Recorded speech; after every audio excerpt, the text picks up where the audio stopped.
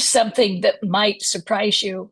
Sometimes the best time to start your consulting business is when you're not completely ready. My guest today, Bryan Raya, launched his bookkeeping consultancy while still figuring out exactly who he wanted to serve and how to position his services. Instead of waiting for perfect clarity, he started with what he knew, tested his ideas in the marketplace, and let his business evolve as he learned what actually worked. 3 years later, he's built a sustainable practice with recurring revenue and expanding service offerings. If you're stuck in analysis paralysis, waiting for the perfect moment or the perfect plan before you take action, this conversation is for you. I'm Aj Riedel, and this is the Thriving Through podcast, where each week I have real conversations with seasoned, successful, self-employed consultants about what it really takes to build a sustainable, profitable, and fulfilling consulting practice. Today's episode is all about imperfect action. Bryan shares how COVID-19 pandemic prompted him to question his path in academia, how he discovered his consulting niche by connecting past research with current interests, and why he believes doing more while being patient with the process is the key to building a successful consulting business. We talk about the messy middle of entrepreneurship, the importance of understanding your numbers, and why recurring revenue through retainer relationships creates more stability than one-off projects. Whether you're just starting out or looking to create more predictable income in your existing practice, Bryan's practical insights and honest reflections will give you both inspiration and actionable strategies. Let's dive right in. Welcome to today's episode of the Thriving Through podcast. Today, my guest is Dr. Bryan Raya. And remember that it's a ray of sunshine. And Dr. Raya is a ray of sunshine. So welcome, Dr. Raya. Oh, thank you so much for having me. I'm super excited to be here. Thank you so much. Very cool. Well, during COVID, you had a what am I doing with my life moment that led you to leave academia. So walk me through what happened, that decision-making process that made you make that decision. Yes, thank you. I think like many other people back in 2020, 21, around that time for those couple years, I think a lot of people were kind of thinking about what they wanted to do. And I was teaching college at the time, and the job was okay, but I can just tell you the energy of students, and I was just thinking about how education was going to be for the next 10 to 20 years, all that affect how society was going to be affected. And I just was like going like, what could I do? What could I? And I thought I'd try to apply for some different positions, which I did. And I applied to a whole bunch of different colleges and trying to maybe just find a good fit, what would be good. And I had some interviews and I was a finalist, even got an offer or two, but just nothing really just seemed to kind of settle and feel good about what I wanted to do. And I just think that really comes back from those kind of conversations like, what am I doing? How can I affect people? How can I bring positive impact to the people around me, and even kind of going like, well, what else could I do besides teaching in college and academia that I can actually help others? And I just think that's an idea that a lot of people had. What else is there for me? What are my priorities in my life? With family, personal life, and career and everything. I think that's all those type of questions I really had a lot during that time, that just kind of as I was going through that application process, job process, and nothing really kind of panning out, really kind of like go, well, maybe entrepreneurship. What about business? What about other things that would be interesting to me as an individual, as a person, but also to who I serve and who I help? Okay. So so you were doing some job interviews, you even got an offer. What finally tipped the scales toward taking the leap into entrepreneurship? Part of it's just timing. When it comes to like teaching and jobs like that, there's a cycle for those jobs. So jobs get posted in the fall and the winter. and maybe early spring to start in August because that's when schools start. So Right. I was going through that entire process, January through, June, and it was just like, well, it's here it is, June, July, nothing's really panning out, and it's like, well, I'm looks like I am not going to be starting teaching anywhere this coming August. So it's Right. like, well, I have two options. Either restart the cycle again, and look for jobs that's for starting the following year, or make a pivot. And I think it was probably around that July. I was like, you know what? Let's look at some other things. Not saying I was gonna completely abandon it, but let's explore it because I have the time to. I have the time to look at entrepreneurship. So I was really looking at, in July and August, other ideas that I could do. And that's when I launched my business by October and to kind of see, well, let's try this for a while and then keep an eye. But I decided to stay with the business because I was enjoying it. I was like, oh, it's hard, it's different, but it's fun. But that's what's kind of like that pivot. It was really just timing, just because of how the job cycle works in education. Right. Right. You kind of were missing the window for that academic year. So it gave you the Mhm. opportunity to think about other things. Tell me about that pivot. How did you decide to go to do the business that you're doing? Yeah, so I was looking at so as a college band director, we manage projects, and at first I was thinking project management, like maybe I can go in the corporate world and oversee project management. I actually took a management course, but I was like, okay, this is kind of cool. But then I was kind of looking about, well, what else do I like? And I've always liked money, and I liked numbers. So actually, my dissertation when I got my doctorate was a big national survey asking organizations what's the financial trends of adult community bands? And I was asking them, how do you make money and what do you spend your money on? Which is basically bookkeeping. What are your expenses and what's your revenue? And I was like, Mhm. oh. And once I started taking that project management stuff, I started thinking about more about business. I was like, wait a minute, that's bookkeeping. Oh, and I kind of started putting the pieces together. This is something I already like. I've actually already done research on this, but just from a different perspective and angle 5, 6 years ago, I was like, well, let's just keep going with that, but broaden that out besides just music, but to all business. Because what I learned was money is money. Business is business. Doesn't really matter what the medium is, but everybody has revenue and everybody has expenses. And understanding that language was universal among all types of entities. Okay. So who's your target market? So Who's your when I ideal fir- client? Yeah, so when I first started, I was like musicians because I'm a musician. I was like, and then I was like, oh, that's kind of a tougher market because musicians struggle, financially. They don't really make a lot of money, and I'm trying to ask them for money to be my business. I was like, well, who else could I target? So I really like working with service-based industries. So that does include musicians, artists, creatives. That is one of my pillar target markets, but also that goes into home services, cleaning services, maybe a handyman services, things like that. And there's health and wellness services, personal coaches, health coaches, yoga instructors, massage therapists.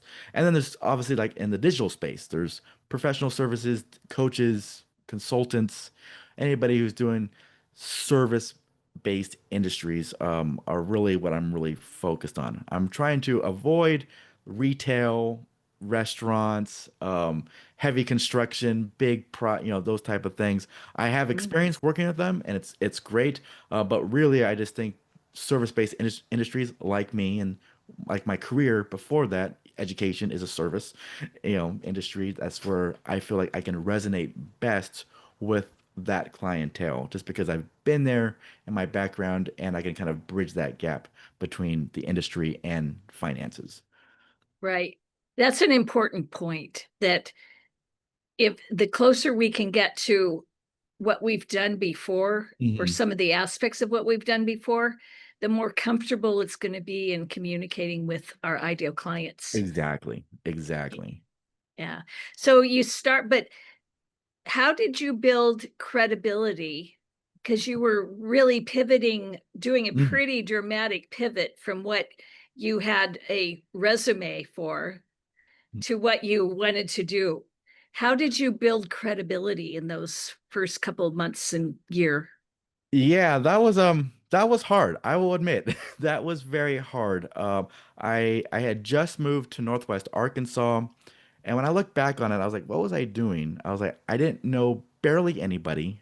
I'm in a brand new city and state, into a whole and starting a business in an industry that I didn't have a lot of direct experience in. And I was like, huh, maybe that wasn't the best idea. But I think I made it work. And I didn't have a large budget. I didn't have this huge money to like start marketing and making all that type of stuff. So I really had to like bootstrap and start from ground zero. And I did join some mentorship programs. Like there's a lot of bookkeeping, business mentorship programs, which was great. That, optimize my profiles, get those things going. But really, I just had to like start networking. Like I just had to go start networking, talking to people, and just being patient with that process. And just going like, I'm still here. I'm showing up. I'm learning. I shared tips. I shared a lot of tips in the beginning of like bookkeeping. Here's this thing. Here's this that, and just I posted on social media on different tips and strategies and what I'm doing just to really just get. It took 6 months for just people to go like, "Oh, are you doing something different now?" Like it took that long just to get people to know that I even pivoted, and then you got to Huh? spend another 6 months just to go like, "Oh, let me trust you with this new thing that I'm doing." And I also think with the, business finances is that it's a very personal thing with people. So you just don't give your books to a random stranger. There is a process of building trust. And so I went to coffee and built relationships with people around the community. I reached out to CPAs, other bookkeepers, just build the relationships. And within that first year, I finally got those first couple clients to kind of get some reviews, get some build some credibility, get some social proof in there. And yeah, it was the typical first year. Oh, this is really hard. It just Yeah. to really get it going. But I knew that if I just stick with it, keep building those relationships, and it'll just kind of like that moving the boulder. It started slow, but now we're rolling, and it's a pretty cool to see that. I like to reflect on that time because I was like, man, that was tough. It was really tough, but I'm thankful for that opportunity, and that's how I mentor just like you, like other people who are starting businesses. Like, well, just know there is a grind for that first year. Right. Right. Yeah. And you said it took you 6 months to land that first client that wasn't a huge, it's not like you suddenly had a $10,000 a month business No, after 6 months. no. So, No, it didn't. And I think about it was about around 6, 7 months. That's when I kind of started podcasting. I met a guy who he was doing the podcasting stuff, and he was like, "Hey, I found as an opportunity to talk, spread, get some content out there." I thought that was a really good idea on there. Then that about 6, 7 months into it, that's why I was like, hey, I want to publish a book. Again, building credibility. I published my first book. Actually, it's right here. It's over here. This little book, right? I published the book on Amazon. Like, hey, I'm talking about business. I literally wrote a book on small business financial management. So again, these are things to like build credibility that I am real. I'm a real person. Podcasting, books, networking, social media, it all is part of like kind of my strategy to get over that initial hump that first year. and do you feel like you've got the momentum going? Oh yeah. Oh yeah. I think about a year ago I was like, okay, we have momentum. We have momentum. I've built some really good relationships with people. There's been people who've reached out to me who've known me for almost 2 years now asking me like, hey, can I ask you some questions about QuickBooks? Can I ask for some bookkeeping help? And it's like, but just shows how long sometimes it just takes for people to develop that relationship. And again, I'm not really that type of guy to give a hard sell or be pushy. I just know that just be available, be a good person, and when they're ready, they're like, yeah, I need some help, and they'll Okay. talk. When we talked earlier, you said you do a lot of things differently in those first 6 to 12 months based on what you now know. Yeah. If you could get into a time capsule and go back in time with the knowledge you have now, what are the top 2 to 3 things you'd do differently? I would tell myself when it came to developing content, I would say do like 10 times more. Oh, okay. I think when I started, and I was like, yeah, post on Facebook, 2 or 3 times a week, post on LinkedIn, same, and just, and then the clients will show up. And I was like, when I look back on it, I was like, I think to really show the big pivot and just knowing how the algorithms work and how a lot of people just don't see a post. So you have Hmm. to just do it a lot more. I really wish I would been posting at least once a day in the beginning. And the other thing is I wish I would have started my YouTube channel back then too. Like I've had my YouTube channel for a year now, but I really wish I would have started it 3 years ago and just started making content, started building subscribers, started building that reputation a lot earlier.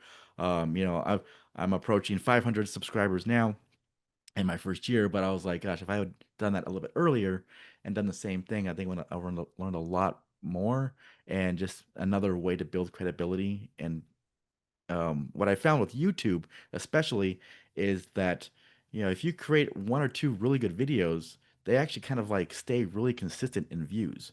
One of my videos is consistently getting about 20 views a day for the last 4 or 5 months. Well, that adds up. We're approaching 2,000 views on this very small little video.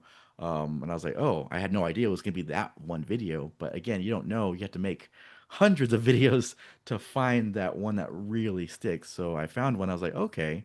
Well, you multiply that, keep doing that, get 5 or 6 different little videos that are getting good traction. You're gonna build subscribers well. So Yeah, I wish I had told myself, yeah, just start something. You don't have to be a master editor. You don't have to be super great at it. Just something, and it's better to see that evolution over time, um, which is great, and it gives you a way to document your journey as well. do you post your podcast on YouTube as well, on Yep, your I put all. channel? Yep, my podcasts are on there. I think I've had over 30 episodes over the last year and a half now, and so again, it's not like a weekly thing, but I got some great content, made some great connections. It's a great way to promote other people. Like I said, I think it's a great model, and just people. I know I have closed clients and deals just because they saw that I had a podcast. Like, oh. I saw your podcast. I watched a little bit. Looks pretty cool. I've closed clients because once I said, "Oh yeah, I got a book on Amazon." Like, oh, that's pretty cool. Like that was like just that one little nudge to kind of go, Like, like you're "Okay, yeah, legit. Yeah, yeah," yeah. You've got and some cred. yeah, and you just don't know what that one little nudge is gonna be with people. You just don't know. So you kind of have to have all the nudges. Right, right. You talked a moment ago about that client who knew you for 2.5 years before finally reaching out and asking for your help, which is a really long time to nurture a relationship. Yes. What did that experience teach you about how trust works in consulting? Oh man, I was just like, I was I was very pleasantly surprised. Because I had done coffee with them. I've seen them at probably at least 50 plus networking events, and they're one of my friends. They were one of my like just like, but it's never done business with them on a professional level. And but I also what I found that I think some people that there really has to be trust developed over time, and some people just don't work with anybody. Like they kind of want you to prove yourself, make sure that you're not going to disappear because so many entrepreneurs disappear after 3, 6 months and like, or they shift into something, pivot too hard, too fast. And to like, I think you have to like show that, like, no, I'm here, I'm staying consistent. And I think for a lot of people, they subconsciously they see that and they want to work with that type of energy opposed to someone who's just, yep, I just started my booking business a month ago, come talk to me. It's like, Right. but there's only one way to get over that. You have to just go through that time. You have to put in those 2 years, show that, okay, I'm still here. Show some social proof, keep sharing your stories, and people are like, okay, all right, I'm ready to work with you now. Do you have a lead nurturing? I mean, was that person on your email list? Did they get regular communication from you, or was it more that you saw them at networking events or talked to them as a friend? I mean, how did you keep that nurturing relationship going? I think it's two things. I think it's social media. I definitely think it's about engaging in social media, being consistent on social media. I've gotten a lot of compliments from my colleagues. Like, hey, saw your new video. Hey, I see you're posting this. And they just kind of see that. I do think showing up consistently, wherever you are, whether it be digital or in person at networking events, hearing that same message, hearing that, getting that quick update. Hey, how you doing? Haven't seen you in a few weeks. How's business going? Just I think that's all part of like the nurturing process that we're all doing with each other over time. And again, I always try to get a little bit of like, oh, that's a cool little tip, or from everybody I learned from, and just trying to be very helpful and not come across salesy. The classic like need bookkeeping.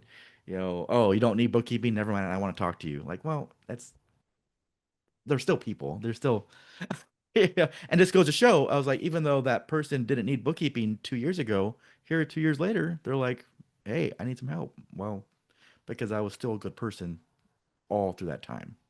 Right, Mm. right. As someone who helps entrepreneurs with their numbers, you've seen behind the curtain of a lot of businesses. Yes. What are the most common financial mistakes or blind spots that you see specifically with self-employed consultants, self-employed people that they make in their first years? And what should they be paying attention to that they're probably not? Oh yeah. How much time do we have? No. No, I got a couple of things. I think that the number one thing I think, especially as people who are starting out, is separate your business and personal finances. Like it's rule number one in small business. And a lot of people are like, well, it's just a hobby. I just use my regular bank account and I buy some things. I'm not really making any money. It's just a little thing. And I was like, but if you want to be a business, right, and you want to actually grow and be successful, you have to start doing the habits now that Mhm. is what a real business would do. If you want to be a consultant, then start acting like your consulting agency is a full-blown, you're booked, 24/7 consulting agency. How would you Okay. do that? You're like you'd probably have, your QuickBooks, you probably have your marketing, you probably have like an organization system. So, and what that is like, separate your business and personal finances, because what happens is that after a year or two, I've seen this happen so many times. I get into their books. How long you been in business? Oh, about a year and a half, 2 years. And it's like, this is a mess. Like, why didn't you just take some initial steps when you weren't busy to get all this stuff set up so that when you are busy, it's already done? Like when I think back now, like when I all the initial stuff that I did in my first 6 months of my business of setting things up and websites and all that stuff, I am so glad I don't have to do that right now because I don't have time. I don't have time to figure out those process and systems. So get those things, build those habits earlier rather than later. And that's like my biggest financial tip. If you can just separate things, that will save you so much time and energy down the road for you, your CPA, your bookkeeper, and to actually know your numbers. Because you actually look at your numbers and go, are you actually making money? How much are you actually spending on this new idea business that you have? Because that's important. That's like my Right. biggest thing. I could go on and on, but my biggest thing, just like separate your business and personal finances, please. So I'm why should a self-employed consultant have a bookkeeper? I think for them, it makes them understand business better, right? It forces them to be more accountable to themselves. I found that my clients that do have that I work with who on a monthly basis, right? They just tend to be better at business, right? They just, because they understand the value of good bookkeeping. They understand the value of a good service because they can really focus on helping their clients maximize their um, their opportunities, their experiences. So even if hiring a simple bookkeeper, right, can just free up time, and that goes really for outsourcing anything you need help with. Um, hire someone to help clean your place, so you don't have to spend 3 hours of work cleaning your house. Hire somebody else to do that. That frees up 3 hours of your time. You multiply that by 52 weeks. That's a lot of hours that you can do that. And so I really promote that because I just think it's still beneficial. It helps, and it also gives you another business partner in a way to kind of throw ideas off. Hey, what are you seeing? Are there any ways we can reduce our expenses, or is there something I'm missing that we're not doing? I do Mhm. that a lot with my clients too. They're like, "Hey, well, I see this is getting higher expenses. I think you can probably spend some more money here." And or hey, watch your spending. Your credit card debt's getting a little high right now. Like it just kind of helps them go, okay, yeah, uh, Keeps I'm them in ready. check to Yeah, it some does. degree. It really Yeah, does. It keeps people in check. because they've got a person they're accountable for too. Yep. Hmm. Yes. Yeah. Because Yeah. it's hard to be accountable to yourself. It's hard to say no to yourself. Like, I want to buy that. I want to buy that thing. I want to do this. And it's like, no. Especially when you're not making that much money and it kind of feels deprived. You Yes. want some little treat, or you think you need to invest more in your business on professional development or something, and you Yes. don't have anybody to say, is that really the best use of your money? Yeah. And I've made those mistakes. I have spent money on my first couple years of my business. Like I probably didn't need to spend that money. But again, that's kind of like the price of business, your price of learning, the price of, oh, that was not the best. You know, I've wasted $500 on something. I was like, that was not useful at all. Yeah, except for what you learned, Yeah, because except for the lesson you learned. I was like, okay, I learned that. Okay, that's good feedback for that. But sometimes just, when you talk to somebody who's been there a little bit, it makes it better. yeah, yeah. So you are now at a good solid monthly recurring revenue, and your business model is recurring revenue. So you don't work on like projects, you bring on a new client and you continue to work with them month after month, Mhm. right? Yeah, I do both. I have my base of recurring revenue, and then I have my projects that I pick up here and there. So it's kind of like I get both. But my recurring revenue is, it's very solid. Built it up to a nice home base. It's like, okay, this is great. And then these extra things I do kind of give me something to spend to help scale and grow. And that's how I'm seeing it. And you said that when we talked earlier, you said you're in a whole new phase of challenges around scaling and systems. Yes. Now that you've got that solid base of recurring revenue, what's the biggest challenge you're wrestling with right now in growing beyond where you are today? I think it's like prioritizing what my business needs right now. Like this month, this quarter. Like here we just started we're ending Q3, we're starting Q4 at the time of this recording. And so it's I'm thinking about, okay, did I accomplish what I wanted to do in that quarter? What do I want to do in this quarter? And I'm making that decision and kind of committing to it, you know, for at least 3 months. And because it's so easy to kind of like, ooh, let me try this, try that, and it's like you just have to focus, and it's really hard because there's shiny object syndrome everywhere, or you get bored of what you're doing. Like I heard this great mentor is like, you're gonna get sick of your business way before your audience gets sick of it. Like I'm gonna say Yeah. doing business right thousands of times. you know and I might get sick of it, but I have to be like, nope, we're doing business right. It still has to have that energy and that focus, but that's just what we have to do. So I just think trying to figure out what my business needs right now. So well, that's improving a system and really getting that honed in, or is it like finding someone to help with like marketing, or is it I want to hire a bookkeeper to work on my team. But again, anytime you hire somebody or work with somebody, those are different challenges. that anybody talks about at all levels of hiring is one of the most hardest, most expensive things that you can do in your business. And it's like, okay, I have to face that. If I want to grow and scale, I Mhm. have to start looking at like really hiring somebody and not just a little, hey, can you help with this? Here's a couple $100 here and there. Really going like, Right. develop a bigger system. Because eventually I want to move away from being the key man. Right now I'm like, if I wasn't part of my business would completely fail, right? And but if you really want to scale, you have to have a, can this business operate all by itself and maybe be gone for a week and still be okay, right? That's where Right. eventually we want to start moving towards eventually. That's was going to be my question. Where do you see your business in 3 to 5 years?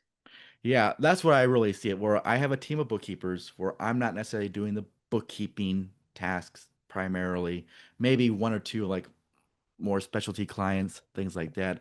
But I would love to be moving more towards being the face of DBR bookkeeping, still networking, making content, developing systems, learning from people, integrating and advocating and teaching good financial practices so that entrepreneurs can thrive so that if they have a dream, it actually can become something real and tangible in 3 to 5 years.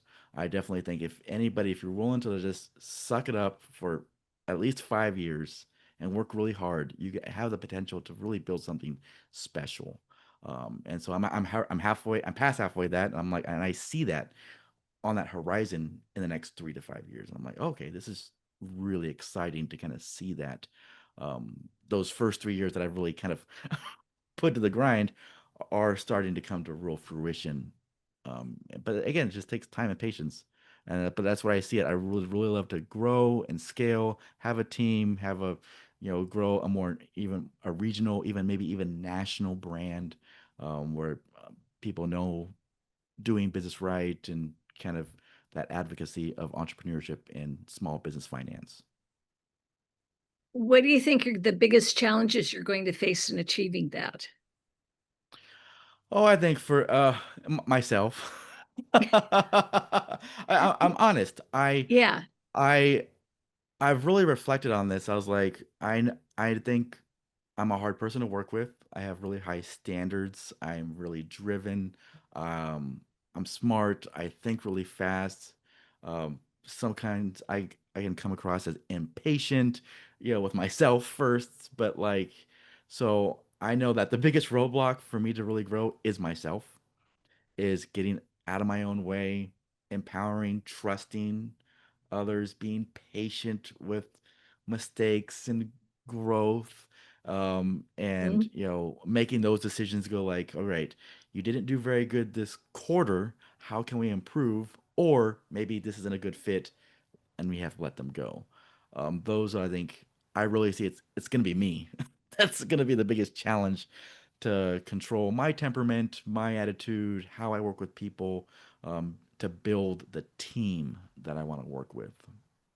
If you Right. want the truth, Yeah. that's it. That's a Yep. hard truth to say, and it's like, oh, Yeah. So it's people related, but it's your the way you relate to those people and build those again is relationships and yeah, how you mhm, are as a manager and a boss and a leader. yep. And it's a whole different thing from what you've been doing for the last couple of years. Exactly. It's totally different, and sometimes it's like nice just to do bookkeeping. I'm just doing work. I'm just making content. But when you're actually doing that leadership, that management, you have to, it's a completely different hat. And I've been there. I've done it before, and I've thrived well being a military veteran and being a band director where I've overseen hundreds of students. So I've been there. It's just like, oh gosh, I have to recall that, Yep. bring Gotta that back and gotta get those skills out of the closet, dust them off.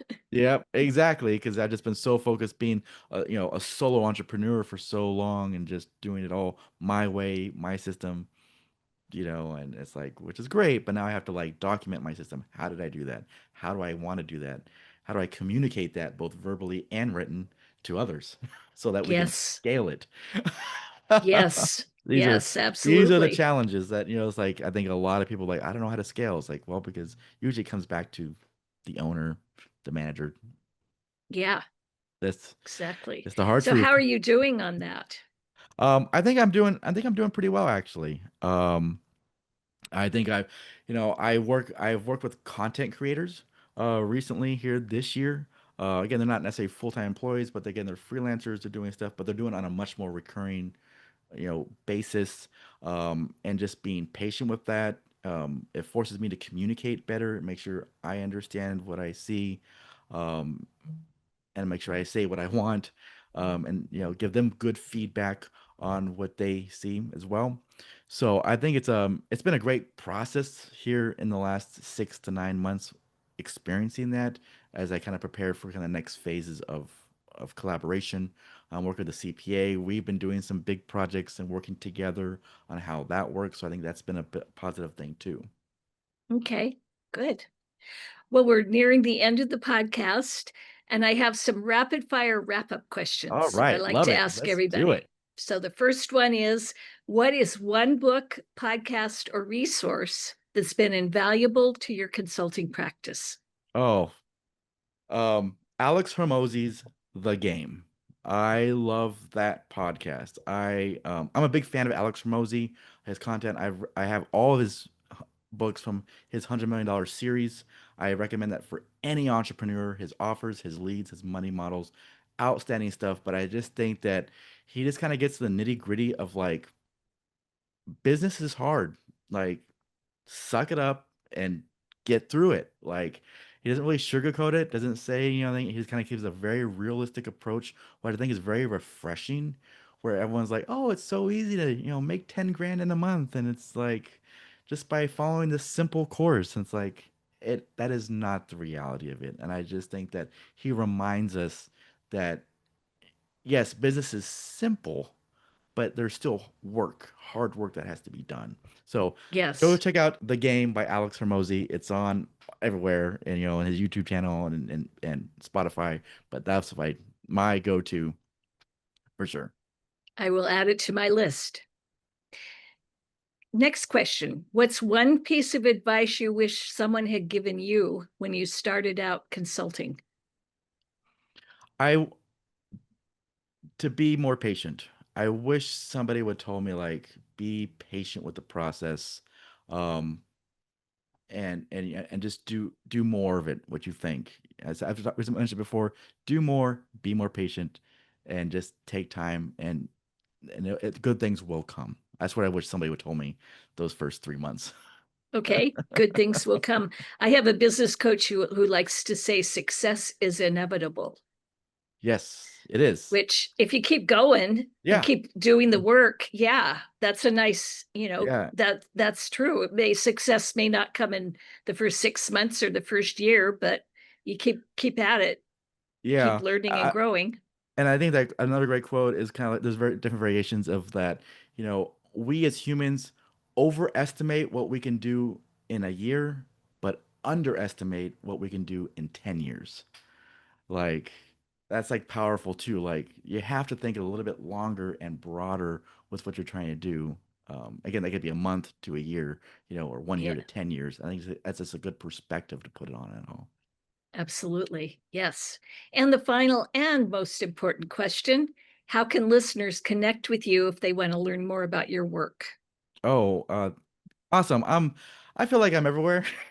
But most places, the most is that I have my YouTube channel at DBR Bookkeeping. You can just search on my YouTube, great content, my website, dbrbookkeeping.com.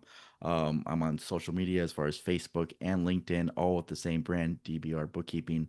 I'm also on School, the new platform. It's not a newer platform, but it's a growing platform where of community-based, SKOOL.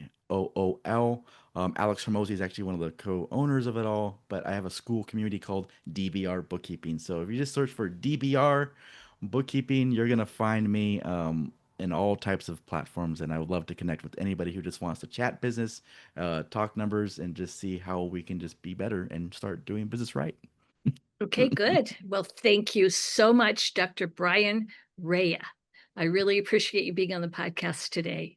Thank you so much. I really appreciate the time and thank you for this invitation. It's been awesome. Thank you so much.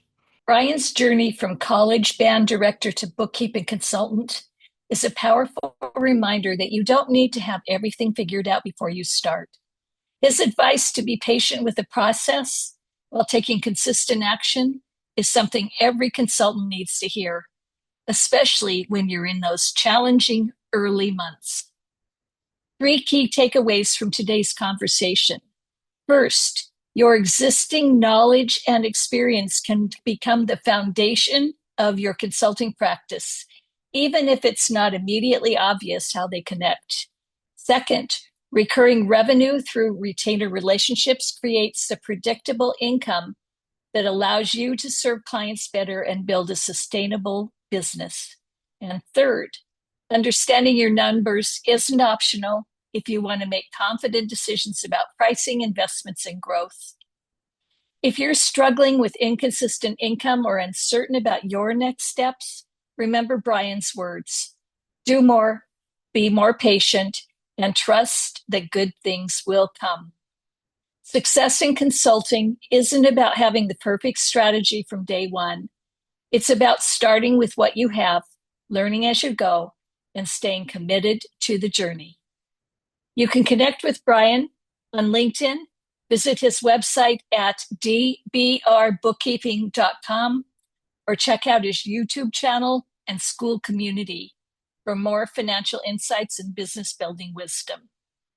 Thanks for listening to this episode of Thriving Through. If today's conversation resonated with you, I'd love to hear about it. Share your biggest takeaway on LinkedIn and tag me so we can continue the conversation. Until next time, keep thriving through.